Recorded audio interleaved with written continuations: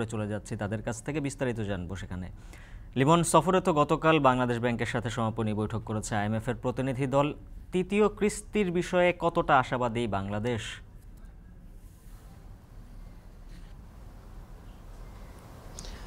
উজ্জ্বল, প্রায় 15 দিন ধরেই তো ঢাকা সফর করছে আইএমএফ-এর এই মিশনটি।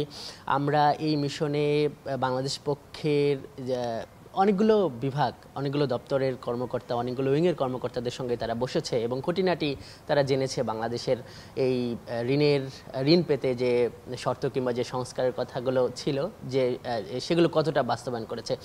প্রতি বিভাগের কর্মকর্তাদের সঙ্গেই আমি কথা বলার চেষ্টা করেছি। আমি কথা বলেছি অর্থ মন্ত্রণালয়ের সচিবের সঙ্গে, বাজেট বিভাগের কর্মকর্তাদের সঙ্গে কথা বলেছি, এনবিআর এর কর্মকর্তাদের সঙ্গে, বাংলাদেশ ব্যাংকের কর্মকর্তাদের সঙ্গে। তারা সবাই বলেছেন যে এই ঋণ পাওয়ার ব্যাপারটিকে তারা ইতিবাচক বলছেন। তারা এই কারণে ইতিবাচক বলছেন যে আইএমএফ-এর যে রিভিউ দলটি এখন বাংলাদেশ সফর করছে, যে তাদেরকে তারা কনভিন্স করতে পেরেছেন কিংবা তারা যে যুক্তিগুলো দেখিয়েছেন, তারা যে প্রস্তাব কিংবা যে ব্যাখ্যাগুলো দিয়েছেন, তারা এই রিভিউ দলটি সেগুলো পছন্দ করেছে বা সন্তুষ্ট প্রকাশ করেছে। এই জন্য তারা মনে করছেন যে তৃতীয় কিস্তি পাওয়ার ব্যাপারে আসলে উদ্বেগের কিছু নেই। মূলত বড় দাগে যেই বিষয়গুলো বেশি আলোচনা হচ্ছে, যে এই রাজস্ব আয়ের ব্যাপারটি, বাজেটের আকারের ব্যাপারটি, এগুলো বেশি আলোচনা হচ্ছে, কিংবা এই বাজেট রিজার্ভের লক্ষ্যমাত্রাটাই নিয়েও বেশ আলোচনা হচ্ছে। তো এইগুলো কাটছাট হয়ে আসলে কি হবে সেটি হয়তো এই সন্ধ্যায় সংবাদ সম্মেলন হবে, তখন হয়তো তার কিছু জানাতে পারে। এবং আর কিছুক্ষণের মধ্যেই কিন্তু অর্থ মন্ত্রণালয়ের অর্থ প্রতিমন্ত্রীর সঙ্গে এই আইএমএফ-এর প্রতিনিধি দলের একটা সবশেষ বৈঠক রয়েছে, যেটিকে বলা হচ্ছে র্যাপ আপ মিটিং।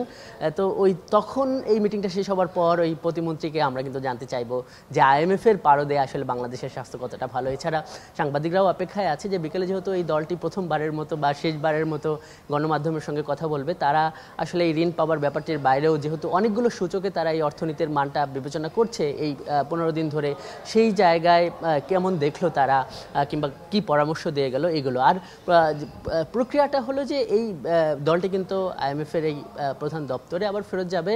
এরপর কিন্তু আইএমএফ-এর গভর্নিং বডি এই তৃতীয় কিস্তি অনুমোদন করবে, যেভাবে আগের দুইটি কিস্তি অনুমোদন করেছে। বাংলাদেশ ব্যাংক যেহেতু এই আইএমএফ-এর এই ঋণের ক্ষেত্রে একটা প্রধান সিগনেটরি, সেই জায়গায় আছেন আমাদের সহকর্মী সেলিয়া সুলতানা। সেলিয়া, আপনার কাছে জানতে চাই যে গতকাল থেকে আপনি বাংলাদেশ ব্যাংক ফলো করছিলেন, রিজার্ভের লক্ষ্যমাত্রা কিংবা সুধা নিয়েও নানান কথা শোনা যাচ্ছে। তো বড় ধরনের কি পরিবর্তন আসছে আপনি জানতে পেরেছেন কিনা?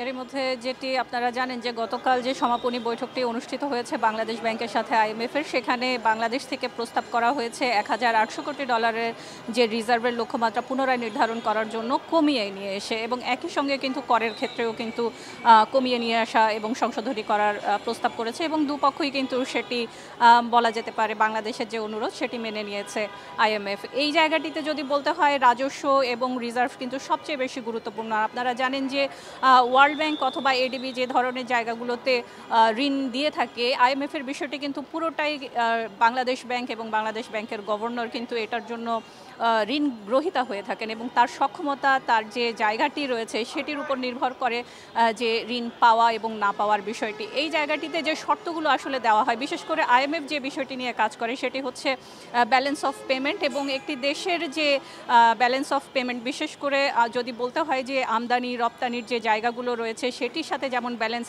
আকুর যে পরিশোধ, বিল পরিশোধ সেটি কি হবে, এবং রিজার্ভের কি পরিমাণ রয়েছে, ঠিক একই সাথে অন্যান্য যে বৈদেশিক মুদ্রাগুলো রয়েছে সেটার মূল্যমান কতটুকু, সব কিছু নির্ধারণ করে আয় ব্যয় দেনা একটি দেশের সব কিছু মিলেই কিন্তু আসলে এই ব্যালেন্স অফ পেমেন্ট এবং প্রকৃত রিজার্ভটি নির্ধারণ করা হয়ে থাকে। এবং এই সময়ের মধ্যে আইএমএফ যে লক্ষ্যমাত্রাগুলো দিয়ে আসছে গত দুটো সময়ে আমরা দেখেছি, সেগুলো কিন্তু একটি দেশের সক্ষমতার উপর নির্ভর করে, এবং তারা কিন্তু যে শর্তগুলো দিয়ে থাকেন, যে পরামর্শগুলো দিয়ে থাকেন, সেটি কিন্তু দেওয়ার অন্যতম একটি উদ্দেশ্য হলো ওই দেশটি বাংলাদেশ কতটুকু নিজের উপর নিজের শক্তি নিজের সক্ষমতা নিয়ে দাঁড়াতে পারেন, অর্থাৎ সেই জায়গাটি কিন্তু নিশ্চিত করা অন্যতম একটি বিষয় এই ঋণ দেওয়ার ক্ষেত্রে এবং যে পরামর্শগুলো দিয়ে থাকেন সেখানে কিন্তু বাংলাদেশের কি কি ধরনের রিজার্ভ, আবার রিজার্ভের যে লক্ষ্যমাত্রা সেটি অর্জনে কি কি ধরনের বিশেষ করে কার্যক্রম নিয়েছেন হাতে, সেগুলো কিন্তু তারা পরিলক্ষিত করে এবং তারা কিন্তু পর্যালোচনা করে। এটি শুধুমাত্র যে একটি দেশের যে ঋণ পাওয়া, যেন এই ঋণটি নেওয়ার বিষয়টি নিয়ে যেন বাংলাদেশ কোনোভাবে আবার পরবর্তীতে ডিপেন্ডেন্সি যে জায়গাটি, নির্ভরতার জায়গা, ঋণের উপর নির্ভরতা, সেটি যেন না হয়, বরং নিজের সক্ষমতায় যেন অর্থনীতি দাঁড়াতে পারে সেটি কিন্তু নিশ্চিত করতে চাই। সেই জায়গাটি থেকে কিন্তু আমরা দেখেছি ব্যাংকিং যে ব্যবস্থাপনা, আপনারা জানেন যে বিনিয়োগের ক্ষেত্রে সবচেয়ে বেশি বাংলাদেশের ব্যাংকিং ব্যবস্থাপনাটাকে প্রাধান্য দেওয়া হয়। বন্ড মার্কেটকে কিন্তু তারা বলছেন যে আরও বেশি এগিয়ে যাওয়া দরকার, বন্ড মার্কেটকে আরও বেশি প্রতিযোগী করা দরকার, এবং একই সাথে শেয়ার বাজার নিয়ে তারা বলছেন পুঁজিবাজারে কী ধরনের বিনিয়োগ এবং সে বিনিয়োগ কীভাবে টানবেন সেটি যেমন আসছে, ঠিক একইভাবে রাজস্ব আহরণের ক্ষেত্রে যেহেতু ব্যালেন্স অফ পেমেন্ট এবং হচ্ছে যে জিডিপি যে রেশিও সেই জায়গাটি গুরুত্বপূর্ণ, সেই জায়গাটিতে কিন্তু দেখা যাচ্ছে যে এই জায়গাগুলোতে তারা প্রাধান্য দিচ্ছেন। সেক্ষেত্রে কিন্তু জিডিপির আকারে রাজস্ব আয় এবং বিশেষ করে শুধু আয়কর নয়, অন্যান্য যে করগুলো রয়েছে সেগুলো কতটুকু আদায় করতে হবে, কতটুকু সক্ষমতা রয়েছে, আমরা যে আমদানি রপ্তানি যে বিষয়গুলো করি, পেট্রোলিয়াম থেকে শুরু করে অন্যান্য যে বিষয়,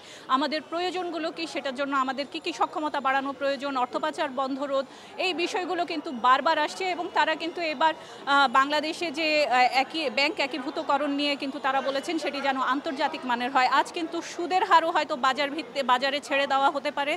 মনিটরি পলিসির যে কমিটির বৈঠক হয়েছে সেখানে কিন্তু অনেকটা এই ধরনের সিদ্ধান্ত আজকে আসতে পারে। একই সঙ্গে কিন্তু বৈদেশিক মুদ্রার যে বিনিময় হার সেটিও কিন্তু বাজার ভিত্তিক করার পরামর্শ কিন্তু আইএমএফ থেকে দেওয়া হয়েছে।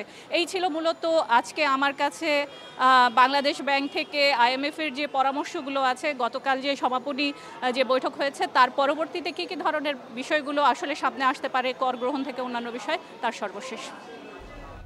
আইএমএফের রিভিউ মিশনের বিস্তারিত জানাচ্ছিলেন সহকর্মীরা।